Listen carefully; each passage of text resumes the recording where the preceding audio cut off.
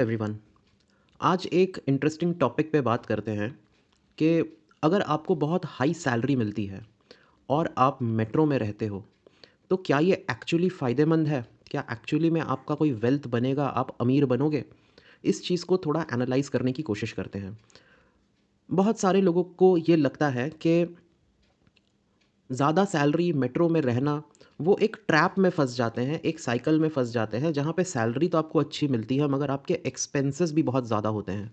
Nothing is free of cost, everything comes at a cost. ये कहते हैं ना कि कहीं पे भी आप चले जाओ, जहाँ पे आपको सुविधा दिखेगी, उसका एक ना एक कॉस्ट, टैंजिबल, इनटैंजिबल, वो आपको पे करना ही पड़ेगा।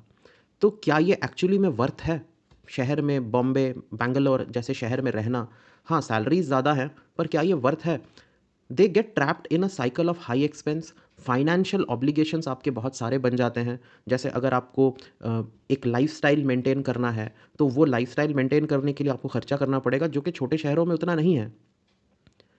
तो क्या ये चीज़ें लोगों की एक्सपेंसेस बढ़ा रही हैं और उनके वेल्थ को घटा रही हैं? इसी चीज़ को हम लोग देखते हैं। एक एग्जांपल लेते हैं, बैंगलोर के एक टेकी, मतलब आईटी में काम करने वाले, 1.5 लाख की इनकी सैलरी है।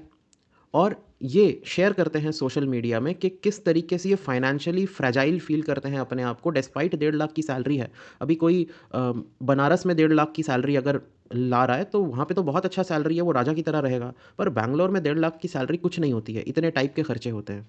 इनकी स्टोरी अकेली नहीं है, बहुत सारे लोग इस टाइप के स्ट्रगल्स को फेस कर रहे हैं कि जहाँ पे हाई इनकम का कभी भी ये मतलब नहीं होता है कि फाइनेंशियल स्टेबिलिटी भी होगा उनके लाइफ में। उनके लिविंग कॉस्ट्स बहुत हाई हैं, जो उनका पैसा निकाल लेता है। उनका रेंट बहुत हाई है। अगर कार वगैरह लिया है या घर लिया है तो उसके ईएमआईज़ बहुत हाई हैं। प्लस फैमिली रिस्पॉन्सिबिलिटीज़ भी बहुत ज़्यादा हैं। जितने फैमिली मेंबर्स रहेंगे, जितने लोग डिपेंडेंट रहेंगे आपके ऊपर, उनका खर्चा भी बहुत ज़्यादा है। फिर घर पे भी पैसे भेजने पड़ते हैं, वो भी एक इशू होता है इंडिया में कि आपके पेरेंट्स आप पे डिपेंडेंट होते हैं काफ़ी ज़्यादा। तो वहाँ पे भी एक अच्छा खासा एक बंदा कमाने वाला शायद 5 या 6 लोगों का पेट भर रहा होता है। तो 1.5 लाख रुपए कहाँ चले जाते हैं at the end of the month, उसको खुद भी नहीं पता होता है।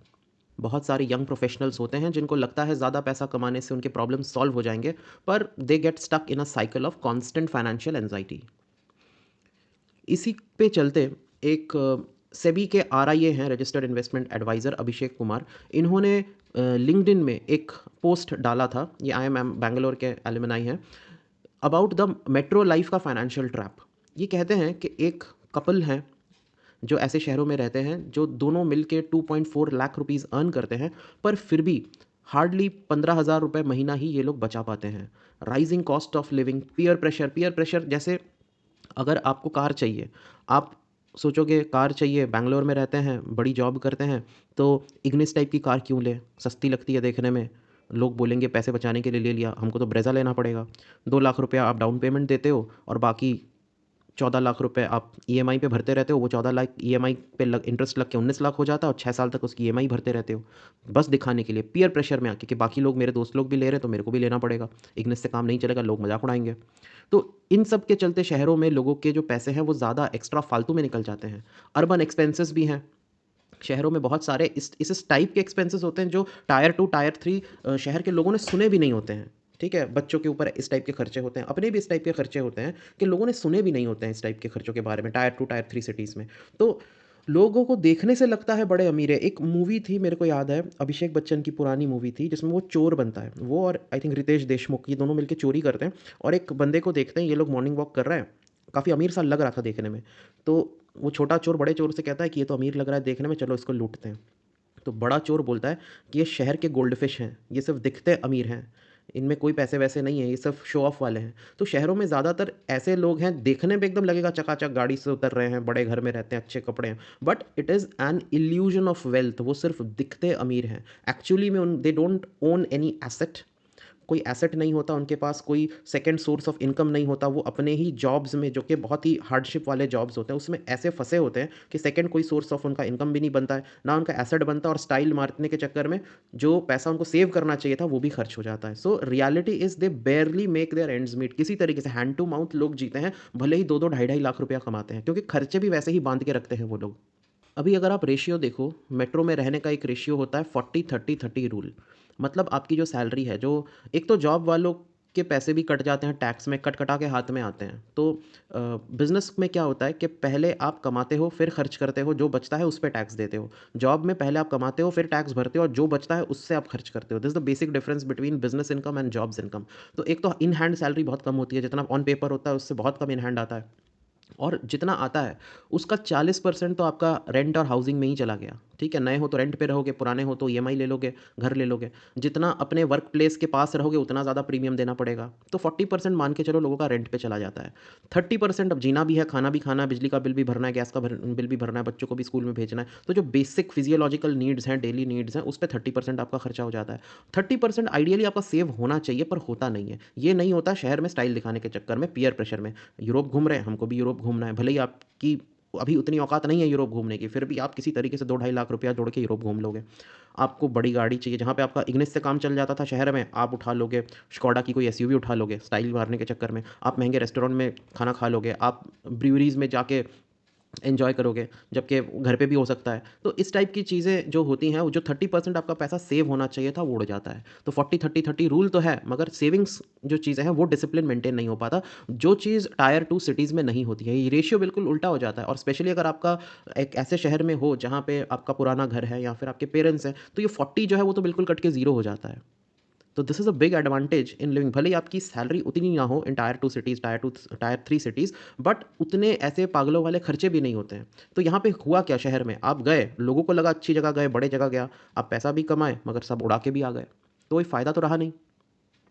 लोगों का वेल्थ एक्यूमुलेट तो बिल्कुल नहीं होता है वहाँ पे। वहाँ पे अमेरिका वाला सिस्टम है पे चेक टू पे चेक लिविंग। अमेरिका में क्या होता है कि जो लोग जॉब करते हैं, उनके शनिवार-शनिवार को उनको पे चेक मिलता है। जो लोग ये ग्रोसरी की दुकान में काम करते हैं, वो लोग हैंड टू माउथ होते हैं, पे-चेक टू पे-चेक। शनिवार को मिला पैसे, उससे 6 दिन 7 दिन का गुज़ारा किया और फिर अगले शनिवार का वेट किया, उसके पैसे मिले, फिर 1 हफ्ता गुज़ारा किया। तो ये पे-चेक टू पे-चेक जीते हैं। तो इंडिया भले ही इंफ्रास्ट्रक्चर वाइज़, इकोनॉमिक्स के वाइज़ हम अमेरिका नहीं बने, मगर लाइफ़स्टाइल के चलते तो हम अमेरिका बन गए हैं, ठीक है? हमारे लोग भी अमेरिकन्स की तरह पे-चेक टू पे-चेक जी रहे हैं, ठीक है? ये तो ज़रूर हुआ है। अगली जो चीज़ है, वो है प्रॉपर्टी का डायलेमा। बैंगलोर जैसे शहर में 2 करोड़ में आपको घर मिलता है। मुंबई में भी ऐसा ही है। मुंबई में तो ख़ैर और भी महँगा है, साउथ मुंबई में तो और भी बहुत ज़्यादा, इससे 5 गुना महँगा होगा। बट फिर भी अगर आप थोड़ा दूर भी नॉर्थ साइड में भी रहते हो, तो भी 2 करोड़ के अपार्टमेंट वहाँ पे भी होते हैं। तो ये एक टाइप का ट्रैप की तरह काम करता है। एक तो आप उस शहर के साथ बंध गए हो। कल को आपका मन करेगा मैं दुबई शिफ्ट हो जाऊँ, आप नहीं कुछ कर पाओगे क्योंकि आपकी ईएमआई चल रही है। अब घर ले लिया है तो आपका एक वहाँ पे फिक्स्ड एसेट बन गया, आप उसी में रहना है आपको। और रियल एस्टेट में फ़ायदा तब होता है जब आप उसको सस्ते भाव में खरीदो। फिर वहाँ पे डेवलपमेंट होता है और आपका जो प्रॉपर्टी प्राइस है एप्रिशिएट होता है। अभी तो ये सब शहर जो है ये एप्रिशिएट हो चुका है ऑलरेडी। अभी और कोई नया एप्रिसिएशन नहीं होने वाला। पहले 20 लाख में घर मिलते थे, तो 20 लाख वाला 2 करोड़ हो गया तो ठीक है 10 एक्स हो गया। बट अभी जो 2 करोड़ में मिल रहा है, अब वो 20 करोड़ नहीं होने वाला। दैट इज़ वेरी डिफिकल्ट कि ये 10 एक्स हो जाए। ठीक है? ऐसा इंडिया में कोई बड़ा रेवोल्यूशन नहीं आने वाला। जो था वो हो गया। अब जो एप्रिसिएशन हो रहा है वो सिर्फ 3 टू 5% का हो रहा है, जो कि बहुत ही बेकार है। एफडी से भी कम है, इतना तो बैंक सेविंग्स अकाउंट में दे देता है। ठीक है? तो ये कोई एप्रिसिएशन नहीं हुआ, प्लस आपकी ज़िंदगी खराब होती है क्योंकि ईएमआई इतना भारी है, 2 करोड़ में ईएमआई कितना पड़ेगा आप सोच लो। आप मुश्किल से 30 लाख रुपया डाउन पेमेंट दोगे, 1 करोड़ 70 लाख का जब आप इंटरेस्ट ले लोगे, तो सोचो कितने का ईएमआई पड़ेगा आपको। 20 साल का ये भी अगर आप ईएमआई करते हो तो 120 मंथ 240 मंथ में अगर आपको लौटाना भी है, तो कितना पड़ेगा इंटरेस्ट लेके? तो आपकी सैलरी का 50% तो उसी में उड़ जाता है ईएमआई में। This is again a big problem. वहीं पे दूसरे एसेट क्लासेस हैं, अगर म्यूचुअल फंड्स और स्टॉक्स की बात करेंगे, तो उसको खरीदने का झमेला भी कम है, उससे निकलना और घुसना बड़ा आसान होता है और उनका आरओआई जो है, रिटर्न ऑन इन्वेस्टमेंट है, वो बहुत अच्छा होता है कंपेयर टू रियल एस्टेट। तो रियल एस्टेट जो है वो बिल्कुल ट्रैप है, प्लस रेंट भी कोई कम नहीं है, रेंट भी बहुत ज़्यादा है। तो देखा जा रहा है कि मेट्रोज़ में कोई भी डील आपको अच्छी नहीं मिल रही है, चाहे वो बाइंग द हाउस है या रेंटिंग द हाउस है। Everything is going to drain out your money. ठीक है? कोई 40% ले जाएगा आपकी इनकम का, तो कोई 50% लेके जाएगा, पर लेके तो जाएगा ही। नेक्स्ट चीज़ है फैमिली रिस्पॉन्सिबिलिटीज़। ये एक हिडन फाइनेंशियल प्रेशर होता है क्योंकि इंडिया में नॉर्मली पेरेंट्स बहुत सैक्रिफाइस करते हैं अपने बच्चों को पढ़ाने के लिए और बाद में फिर एक एक्सपेक्टेशन भी रहता है और एक जिम्मेदारी भी होती है बच्चों की कि अपने पेरेंट्स को बाद में आपने सपोर्ट करना है। तो मान लो पहले एक फादर था, एक मदर और एक बच्चा। फादर कमाता था, ये 2 लोगों का पेट भरता था। बाद में फिर क्या हुआ, ये बच्चा कमाने लग गया। अब फादर मदर बूढ़े हो गए, अपने शहर में रहते हैं और इस बच्चे की भी बड़ा हो गया, शादी हो गई, इसके भी बच्चे पैदा हो गए। पहले क्या, 1 कमाने वाला 3 खाने वाले, अब 1 कमाने वाला और 5 खाने वाले। अभी का जो जनरेशन है, दे आर वो सैंडविच बन गया है। पेरेंट्स एक तरफ, अपनी बीवी बच्चे एक तरफ, ये सैंडविच बन गया है। तो अभी फाइनेंशियल प्रेशर ज़्यादा है, घर पे भी उसको अगर 1.5 लाख की सैलरी है तो मिनिमम 25-30 हज़ार तो घर भी भेजना पड़ेगा, ठीक है? इन हैंड वाले सैलरी से, बाकी से इन लोगों का गुज़ारा करना है, लाइफ़स्टाइल भी मेंटेन करना है।